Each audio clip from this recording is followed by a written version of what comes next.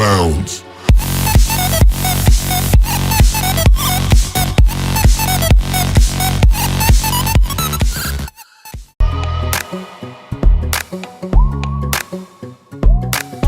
Soy Matías Aguilera de segundo ciclo de desarrollo de software. Bueno, voy a empezar con la explicación de mi teoría.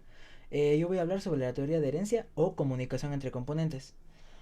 Esto se basa en sistemas que se refieren a la forma en la que los objetos o componentes de un sistema interactúan entre sí y heredan propiedades o comportamientos de otros componentes. Esta teoría se basa en principios de programación orientada a objetos y reutilización de códigos que ya fueron hechos.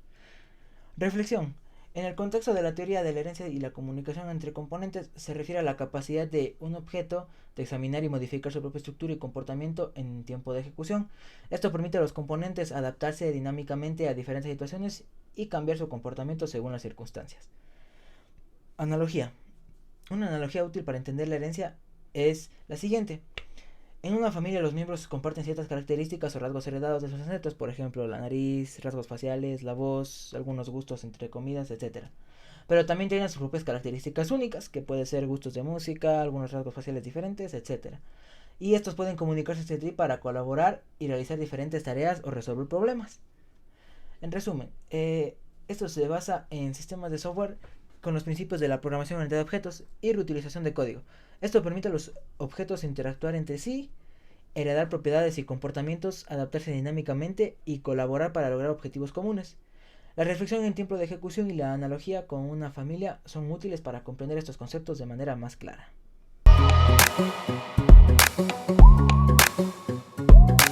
Voy a decir las preguntas que yo saqué. Primera pregunta, ¿qué permite la reflexión en el contexto de la teoría de la herencia y la comunicación entre los componentes del sistema de software? 1. Permite a los componentes predecir el comportamiento de otros componentes, permite a los componentes heredar propiedades estáticas o permite a los componentes adaptarse dinámicamente a diferentes situaciones.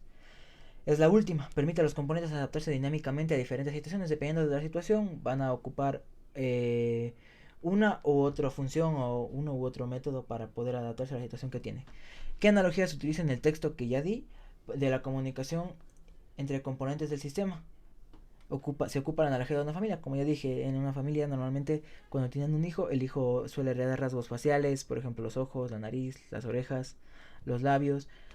También suelen heredar gustos en comidas, en música, etcétera. Y también tienen sus rasgos únicos. Ojos, comida, lo mismo, pero a la inversa, tienen rasgos que son diferentes de los demás. Y la tercera, ¿en qué se basa la teoría de la herencia y la comunicación entre componentes del sistema?